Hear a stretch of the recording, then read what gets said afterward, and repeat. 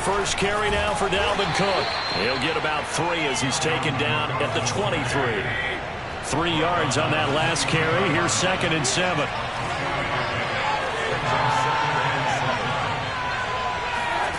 Play fake.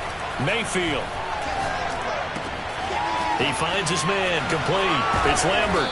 And he gets this one just shy of the 40. They'll mark him down at the 39. And this was a nice example of an offensive coordinator scheming his guy open. Just a little underneath route, just trying to free up some space. And it worked awfully well. Got him not just space, but plenty of room to run after the catch to pick up really nice yardage. They go play action. Mayfield. He'll buy some time right. And he'll be out of bounds after getting this one across the 40. He'll wind up getting right about 4 there on the scramble, and it's 2nd down. Okay, he's not going to get the first down, but this is still a nice job of buying some time and then running to get to the sideline and get out of bounds and avoid the big hit.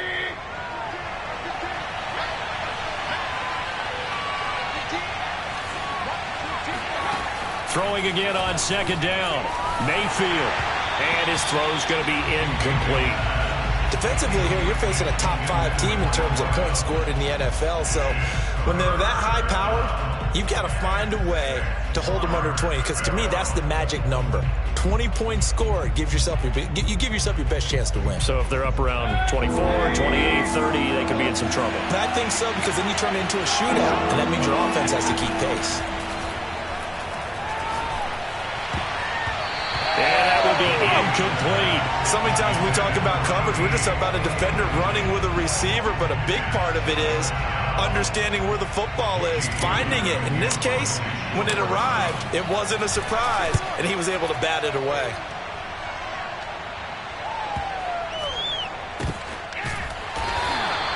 So possession goes over here on the punt. And the Cards are going to have the football with a 1st and 10 deep in their own territory.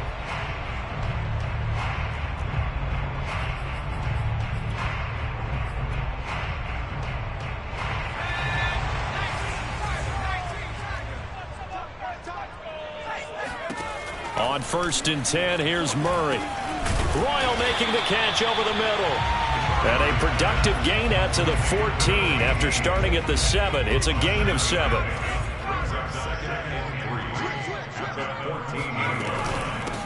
A first carry now for Nick Chubb. And he'll get this one up to about his 14. Give him a yard on the run there, and that's going to set up a 3rd down and 2. Well, this defense for the Browns, they played really well in the win over the Raiders a week ago. It was a little bit enlightening talking with the defense coordinator about their performance last week, because the feeling was that it was a good, solid performance. They did what they needed to do to get the job done and get the win, but definitely a few lapses that they're looking to correct.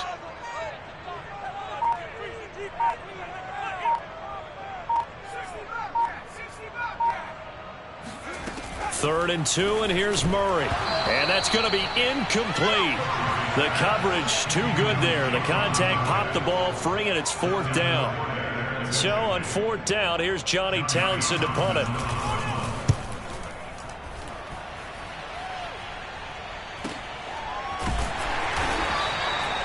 So a change of possession here on the punt. And the Browns will take over 1st and 10.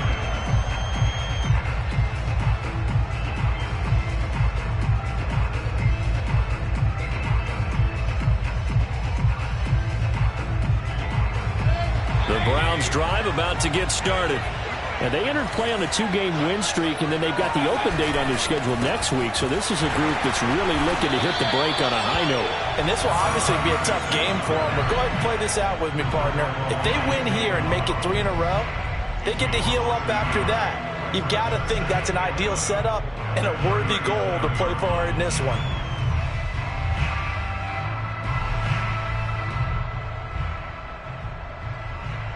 A loss of a yard there to start out. That leads to a 2nd and 11.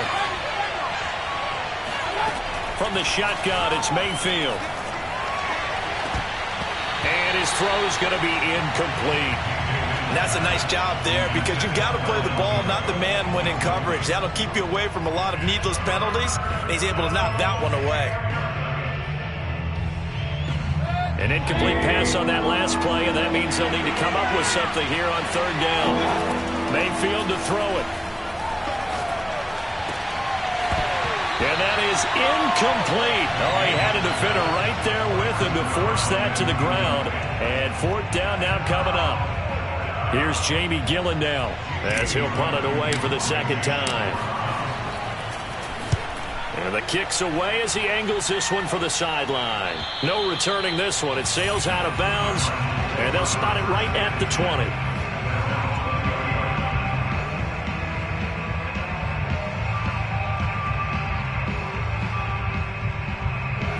Arizona's offense at the line, ready to get their drive started. And, you know, it's certainly a lot of football left to play. We're not into December yet, but right now where we stand, they're in first place in their division, looking really good and looking to be a threat come January. You know, are you one of those early holiday shoppers, partner? Are you one of those guys get your list done? Because I think about what every team has on their holiday shopping list right now. What's the number one goal? Make the playoffs. Number two, win your division. Number three, and I think the biggest goal of all, try to get the number one seed so you get that first round bye and ensure you don't have to go anywhere in January and hopefully get to the Super Bowl that way. On 2nd and 11 now. Murray got an open man. That's David Njoku, the tight end. 9 yards, not quite enough, and they'll be left now with 3rd and 1. Let's not quibble about the gain there on 2nd down. That was a positive play because that was a take-what-you-can-get situation. Got out to the tight end. Now it gives them a much better opportunity to convert on 3rd down.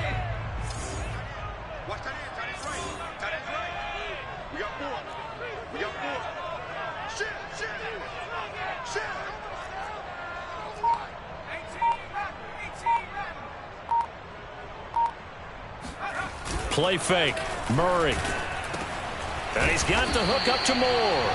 And he is going to have a Cardinals first down as they're able to convert, albeit not by much, on 3rd and a yard. I think defensively you're okay with that. Here in the first quarter, he's going to get some catches, but they rallied to him quickly. And that's what you count on, and I like what you just said. First quarter, can you do it all game long? They catch it, you tackle them, they go down on the spot. Because when you're able to do that, you don't give up big chunks of yardage after the catch. Now you put the offense in a position where every series they have to work hard to pick up first downs, and you tend to stall them out when you do that. Check, watch 54, watch 54. Coming to you. Alert flare. On play action, it's Murray. Throw left side, caught by the tight end Njoku. And they're going to have another first down as he's going to be tackled at the Browns' 37. You don't always expect tight ends to be big in terms of run after the catch, but after that play, he joins a growing band of players that's putting that stereotype right on its ear. On first down, they'll run with Chubb. And this play will be blown up. He'll lose yardage back at the 38. We're scoreless after 1.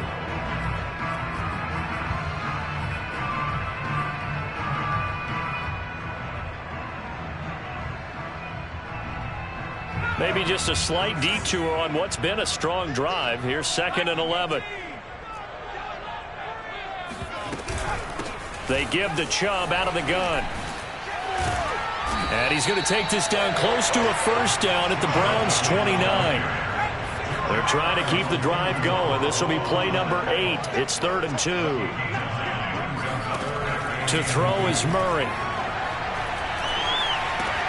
That's Isabella open on the right side. And he is going to have a Cardinals first down by about a yard as they're able to convert on 3rd and 2. Got to say, I was a little surprised to see him, Charles, come out in the shotgun on 3rd and less than a yard. Yeah, but the way the NFL is nowadays, we hardly ever see anyone really run for it on short yardage. So they're going to throw the football more times than not. That was a nice, easy rhythm throw right there, and they pick up the first down. Now a throw to the end zone on first down, but it winds up incomplete. Well, when you've got a tight end who can run, you've got to give him a shot to unlock the defense. Want to see what they can get, taking the big shot downfield. That one winds up incomplete. Throwing again on 2nd and 10. Murray. And that falls to the ground, incomplete. A nice job of bodying him up defensively, and now it brings up third down.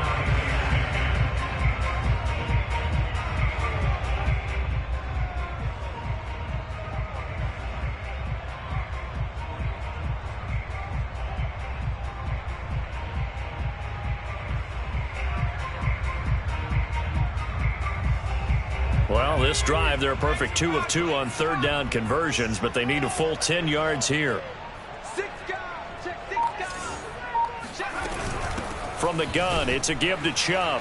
And he went nowhere. He'll lose yardage back to the 29.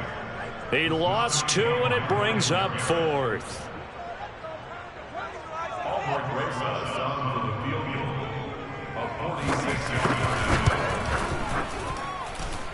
Rosa's kick is good. And the Cardinals have the first points. It's 3-0. Maybe a little fortunate there. That was leaking a little, maybe leaking a lot, but he got it. Yeah, he actually was able to make it work. How about the body language, though, right? As he watched that ball leak to the right, trying to bring it back in. And had just enough to get it done.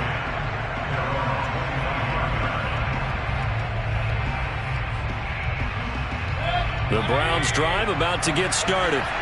Sitting in first place in the division. They've got an open date on the calendar coming up next week. So, Charles, you and I were talking about this before the game. This one for them kind of has some extra importance.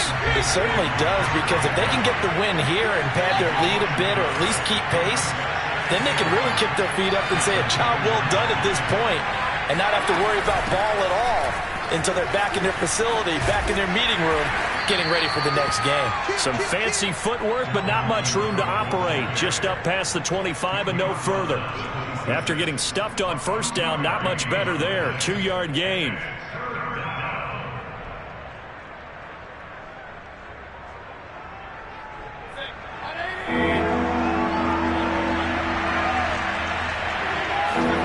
On third down, Mayfield. And that is incomplete. Well, this first half has not gone according to plan so far, offensively or even defensively for that matter. They could use a big-time spark somewhere, but it's not going to come on this drive as they have to punt this one away.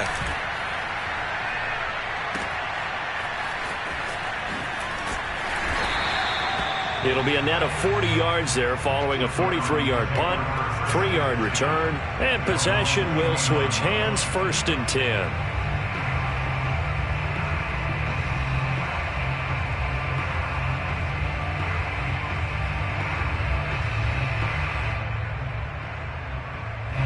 Ready to go with their next drive, and at the line, the Cardinal offense. And they split the uprights last time for 3. They've got the lead. They're not going to play this conservative. They're not hoping for another field goal. They're hoping for a touchdown. I'm with you on that one. I like where your head is. I like the way you're thinking, because you're exactly right. Trying to sit on a lead and play that way, that doesn't work too well for most teams. Run your offense. Run what you do best. Exactly. Put it all the way down and try to increase your lead in a big way. And the best way to do it, touchdowns. A run for Nick Chubb.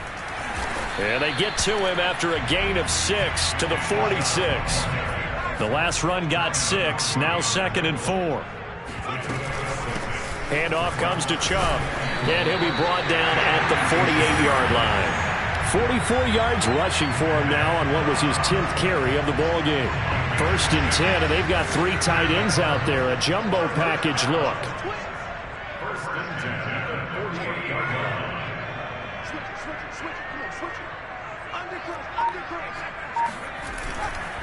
They'll go left side on the ground with Chubb. And he'll be taken down right around the 41-yard line. 8 yards the gain on that last run. Here's 2nd and a couple. Brings up 2nd and 2 at the Browns' 41-yard line. Chubb will get the call running left. Oh, Chubb fumbled it. And this is picked up by the Browns. And they take possession of the football and have it at the 36-yard line. But he has been a workhorse for them in this game, and ball security hasn't been an issue until that point. Yeah, and let's face it, when he's going to carry the ball that many times, he becomes more and more of a target for the defense, knowing that he's going to be the primary guy.